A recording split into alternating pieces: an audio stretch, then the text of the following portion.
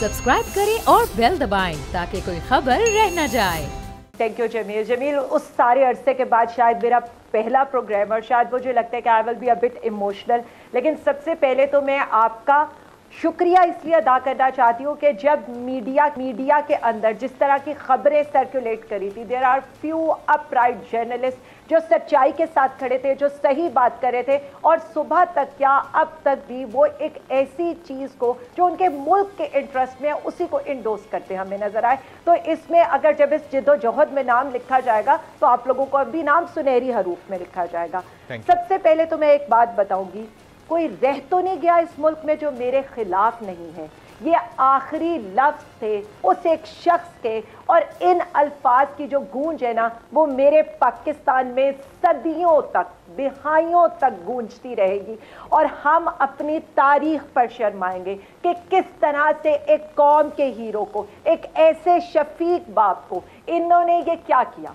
अब आप मुझे, मेरे तो यहाँ पर सवाल ये होने चाहिए थे, हमें तो आपने क्या किया हमारे साथ। हमारे मुकाबिल हिस्ब इख्तलाफ की जमातें, 12 जमातें, सरेआम पैसा चला, लोटे खरीदे, नजरियाती मसलकी इख्तलाफात बुलाकर ये सारे एक छत के तले हो गए। उसके अलावा आप ये देखें, इनके वो मुल्ज़िमान जिन पे फर्दे जुर्म लगा था, एक को इन्होंने कातिल को बुला लिया, एक वो जो अटैक पे अटैक करता था उसको बुला लिया। यानी इनकी, आप ये देखें, एक शख्स के बुग़्ज़ में एक शख्स को गिराने के लिए क्या क्या नहीं हुआ, वो आपने भी देखा, मैंने भी देखा। हमारे तो बहुत से सवाल थे इस चीज़ के ऊपर। मॉडल टाउन में 18 लोग ज़िबा हो गए, अदालत लगी। सेनेट इलेक्शन के लिए गिलानी साहब के बेटे की वीडियो आ गई, अदालत लगी। सिंध हाउस में मंडियां खुल गई, अदालत लगी। मुल्क के वजीर आजम को धमकी मिल गई, अदालत लगी। यहाँ पर हमने अपने इख्तियारात इस्तेमाल क्या किए, और अभी तो हम तो डिबेट करा रहे थे, हम तो अवाम को बताना चाहते थे कि हम इन भिखारियों के पास तुम्हें नहीं जाने देंगे। हम तो इस अवाम को ये बताना चाहते थे कि आज ये भिखारी इस पाकिस्तान का डॉलरों के लिए सौदा करना चाह रहे हैं। हम तो इस अवाम को ये बताना चाहते थे कि इमरान खान के अगेंस्ट जो चार्जशीट थी, वो चार्जशीट ये थी कि उसने इसराइल को कहा एब्सोल्युटली नॉट, उसने अमेरिका को कहा एब्सोल्युटली नॉट, हिंदुस्तान से तिजारत का कहा गया, उसने कहा एब्सोल्युटली नॉट। यूरोपियन यूनियन ने जब खत लिखकर धमकी दी तो उसने कहा एब्सोल्युटली नॉट।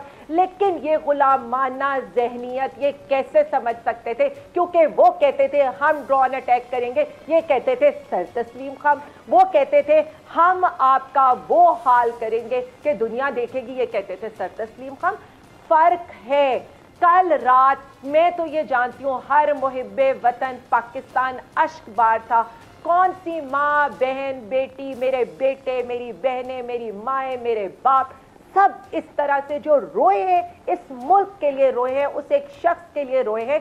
कल इमरान खान तो हमेशा ये कहता था मैं हार गया तो क्या है, कल उसका, और अगर मैं जीत गया तो ये पाकिस्तान की जीत है। तो हार तो उन लोगों की हुई है। इतना ज्यादा गंद हमने एक जगह इकट्ठा कर दिया, वक्त आएगा इस सारे गंद को उठा के दोबारा डंप करने का, और अनकरीब वो वक्त आएगा, क्योंकि अब फैसला अवाम करेगी। अब फैसला अवाम इस पर भी करेगी कि इस्लामाबाद हाई कोर्ट रात के 10 बजे क्यों खुली थी एक अननोन पिटिशन के ऊपर। इसका फैसला अवाम ने करना है कि धमकी लगी मुल्क को, धमकी लगी रियासत को, धमकी लगी इस पूरे पाकिस्तान को, तो क्यों कोई खड़ा नहीं हुआ। सिर्फ एक इमरान खान था जिसकी गैरत जागी इस सारे अरसे के अंदर, बाकी सब सो रहे थे। क्या हमने मुल्क को बेच दिया है? मैं तो सिर्फ इतना कहूंगी, हम एक्सपोर्ट बढ़ाते रह गए, हमें क्या पता पूरा मुल्क ही इंपोर्ट के हवाले कर दिया। आज तक तो ये हमें कह रहे थे ना हमारा प्राइम मिनिस्टर जा रहा है, अब तो एक क्राइम मिनिस्टर आ गया है। बताएं इस अवाम को, मतलब कल उस बंदे के ऊपर जो आपका प्राइम मिनिस्टर है उस पर फर्दर जुर्म लगने को जा रही है, क्या गिनीज बुक ऑफ रिकॉर्ड पे लिखा जाएगा कि एक ऐसे मुल्क का वजीर आजम, और किसकी इज्जत यहाँ पर गवारा करेगी कि उसे जाकर सलूट मारे, किसकी इज्जत ये गवारा करेगी आपकी इजाजत से भिखारी कहे वो अपनी अवाम को, उसके लिए ये फैसला हो। सब्सक्राइब करें और बेल दबाएं ताकि कोई खबर रह न जाए।